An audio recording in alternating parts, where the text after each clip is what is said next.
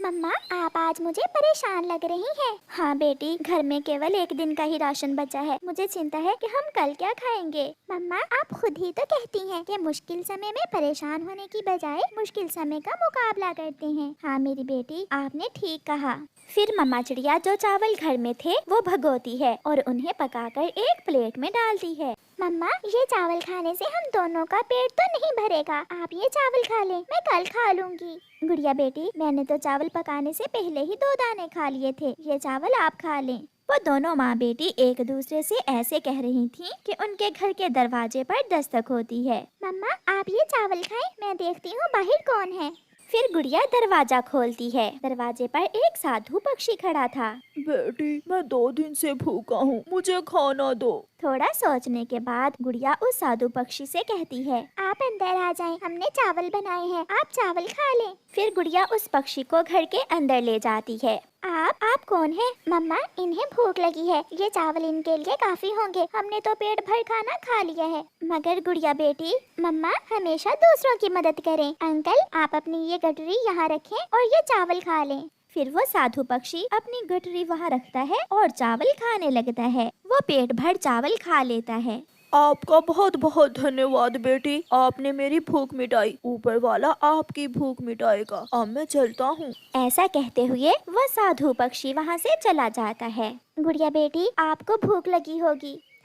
आपने कौन सा कुछ खाया है? आप भी तो भूखी ही हैं। मम्मा, वो अंकल अपनी गठरी यहाँ भूल गए हैं। देखें बेटी, उसे बाहर देखें, वो अभी दूर नहीं गए होंगे। गुड़िया वो गठरी उठाकर घर से भागती है। अंकल, अंकल रुके, रुके अंकल, आपकी गठरी, ये रही आपकी गठरी। गुड़िया उस साधु पक्षी को थोड़ी दूर जाकर रोक लेती है।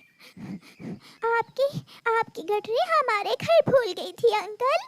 नहीं बेटी, ये गठरी मैं भूला नहीं, मैं तो जानबूझकर उसे वहाँ छोड़कर आया था। क्या मतलब अंकल? मैं समझी नहीं आपकी बात। ये आप वापस घर ले जाएं और इसमें जो भी हो वो आपके लिए मेरी तरफ से तोहफा है। अब मुझे जाना होगा। अंकल, मम्मा मना करेंगी।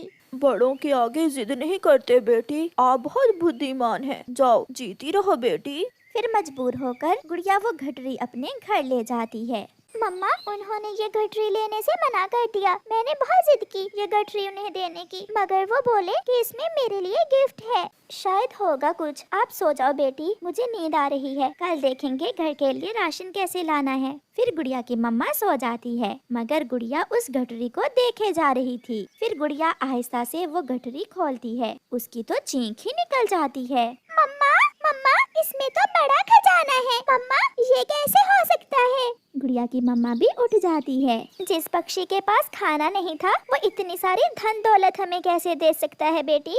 मम्मा, वो पक्षी जरूर कोई साधारण पक्षी नहीं था, वो आया ही हमारी मदद करने था। फिर मम्मा चिड़िया और उसकी बेटी मीठी नींद सो जाती हैं।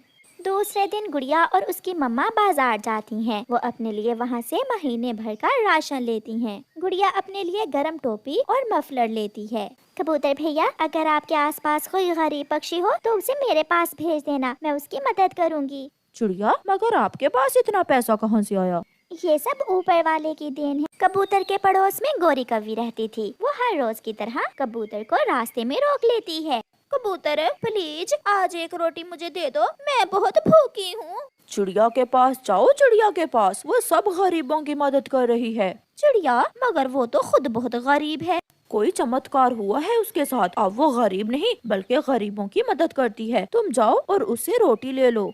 हैरान होकर गोरी कौवी चिड़िया के घर जाती है। चिड़िया अपने घर के बाहर बैठी हुई थी। चिड़िया, ये घर तुमने कब नया बना लिया? गोरी बहन, मैंने आज ही अपने घर की मरम्मत करवाई है, छत भी नई लगवा ली है। बहुत टूटी हुई थी छत मेरे घर की। चिड़िया, ये सब तुमने कैसे किया? फिर चिड़िया गोरी को रात वाली साधु पक्षी की बात बताती है। गुड़िया उसकी गठरी वापस करने गई तो उसने वो गठरी लेने से इनकार कर दिया। ऐसा साधु पक्षी मुझे क्यों नहीं मिलता? छोटी चिड़िया, ऐसे सारे चमत्कारी काम तुम्हारे साथ ही क्यों होते हैं? आप यहाँ बैठे, मैं आपके लिए रोटी लेकर आती हूँ।